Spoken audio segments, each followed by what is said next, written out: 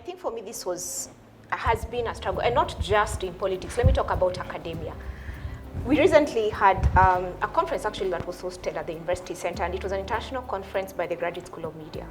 I remember one or two of the ladies who had come, it was an international conference, so they were not necessarily from here, and I remember they looked for me and the dean for the Graduate School of Media, and they came and said, we are surprised at the age of the people who are deans at AKU and the gender balance therein.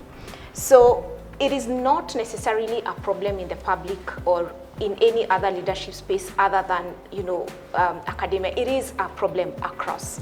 And the biggest struggle for me, I did not choose to be a leader. Fate happened and here I am. The biggest struggle for me was always the fact that I am not, I will never be tall, masculine. I'm not exactly tough for those who know me. So I wasn't quite fit in that profile, whether it's a gender perspective, age perspective, or even attribute perspective. But I always remember going to bed that night when I made the decision to get into this role and eventually, successfully got the position was, how am I going to be able to sleep at night, as Nerima said? And I remember promising myself, I know I'll make tough decisions, that's for sure.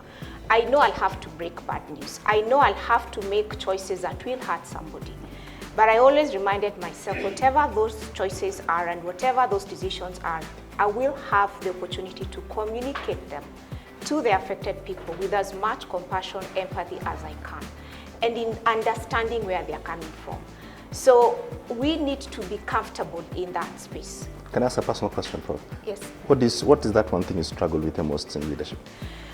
Besides the issue of tough decisions, I think, and this is something that is very unique for me and different, and I have to say I'm well supported in terms of the fact that I'm a woman in society, in a leadership position, in a high, intense work environment. Academia is not quite easy. You have to lead, but you also have to do your academic output.